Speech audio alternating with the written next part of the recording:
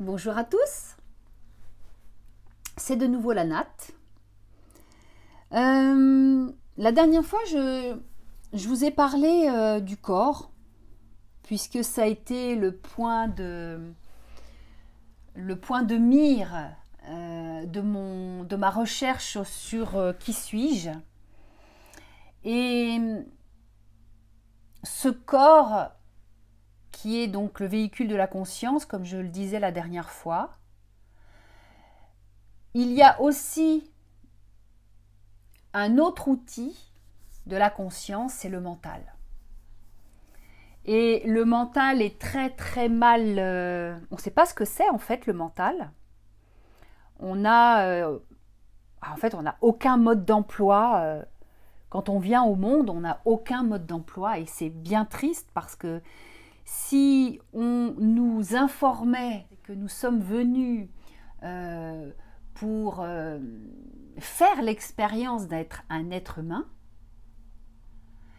avec un corps, avec un mental qui est programmé pour la négativité, puisque je pense que nous avons des programmes, c'est pas génial là-dedans, hein, c'est une boîte noire, un peu comme les avions, une boîte noire qui a dû engrammer des ondes extrêmement nocives et qui viennent nous percuter la tête.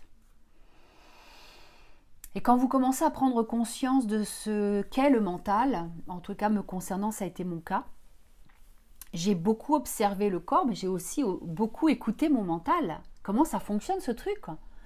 Parce que par défaut, vous êtes absolument plus conscient, vous êtes hypnotisé par des pensées qui fusent, vous ne savez même pas ce qui se passe, parce que selon la neuroscience, nous avons à peu près plus de 60 000 pensées par jour, ce qui est quand même énorme. Et du coup, on se dit, mais qu'est-ce que comment je fais pour penser à toutes ces pensées-là? Sans en être conscient, en fait, parce que c'est le feu d'artifice là-dedans. Le mental n'est qu'un programme qui se libère par défaut sans qu'on ait conscience de ce qui se joue pour nous. Nous sommes totalement hypnotisés par toutes les pensées de ce programme. Alors, c'est énorme le travail d'observation qu'il y a à faire, puisque cette discipline, vous allez la mettre en place.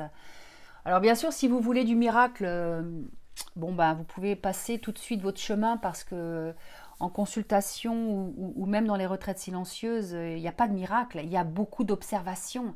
Si vous observez, et vous êtes le seul à pouvoir observer votre tête, vous êtes le seul à pouvoir regarder qu'est-ce qui se dit dans cette tête. Parce que si vous ne faites pas une épuration, un drainage, une observation de toutes les pensées que vous pouvez avoir à chaque instant, eh bien les programmes, les croyances se déversent, vibrent.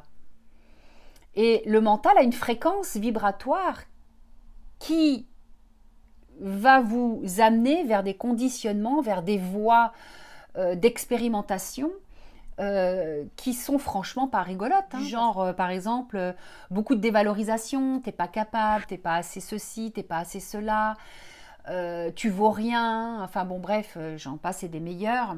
Les croyances sont innombrables. Sauf que une pensée égale la vibration de votre réalité. Donc, tout ce que vous pensez vibre votre réalité. C'est terrible en fait. Quand j'ai commencé à prendre conscience que j'étais responsable de toutes les pensées qui se déversaient par défaut, sans que je le sache d'ailleurs, alors on parle de responsabilité, mais moi je parlerais plutôt d'ignorance au départ, parce qu'on ne nous a pas donné de mode d'emploi. On ne sait pas comment on fonctionne. Grâce au mental, il va tout vous expliquer. C'est pour ça que ne soyez pas en colère contre votre mental, parce que votre mental est un détective privé que vous allez détourner pour vous servir de lui. Au lieu que ça soit votre mental qui se sert de vous par défaut en vous hypnotisant à longueur de journée, Vous allez écouter ce que votre mental vous dit pour réaliser les injonctions négatives, les conditionnements. Peut-être les premiers, c'est la victimisation. On adore jouer la victime. On adore se plaindre, on adore être dans la complainte, on adore être dans la lutte, dans la comparaison, dans le contrôle.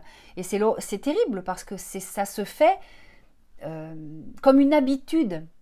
C'est ça, hein, c'est une hypnose qui nous fait faire des gestes, qui nous fait prendre des habitudes à laquelle on n'a jamais remis en question ces habitudes-là. Parce que c'est une hypnose, on n'en est pas conscient. Donc, le mental est un programme qui vous hypnotise à chaque instant et le jeu, si on peut dire que c'est un jeu, le jeu, ça va être d'écouter ce que votre mental vous dit, d'arrêter d'y croire et de remettre en forme, de reprogrammer votre mental en lui disant je te vois, je ne peux plus croire ton illusion. Et à partir de là, la reprogrammation va commencer à se faire. Alors bien sûr, c'est comme tout, hein, cette habitude vous allez devoir la répéter, en tous les cas à haute voix pour dire non mais attends, je te vois là petit mental, je te vois, j'entends bien ce que tu es en train de me dire et merci beaucoup pour tout ce que tu me dis. Mais je peux pas te croire. En tous les cas, me concernant, j'ai dû lui dire qu'il était un programme. En fait, mais t'es qu'un programme, qu'est-ce que tu viens m'enquiquiner en fait? Par contre, merci pour le contenu de ce que tu viens de me révéler. Et salut quoi, va te coucher en fait. Dans ce que je peux proposer dans mes consultations, c'est vraiment, on revient au corps, on interroge le mental, on interroge toutes les parties qui crient de douleur, qui hurlent de souffrance, que ça soit un traumatisme émotionnel, que ça soit de l'anxiété, que ça soit finalement n'importe quel problème, puisque je voudrais vous rappeler quand même que tout problème vient au départ d'une seule pensée. Une seule pensée va venir mettre la zizanie dans le système, dans cet organisme. Et ça, c'est quand même impensable de se laisser impressionner par des pensées parce que le mental blablate à longueur de journée, il interprète tout et n'importe quoi. Et si on croit être le corps, et d'ailleurs vous ne pouvez vraiment pas être le corps puisque c'est quelque chose qui émerge, que vous voyez apparaître. Quand vous regardez les pensées, vous ne pouvez pas être les pensées parce que vous les voyez.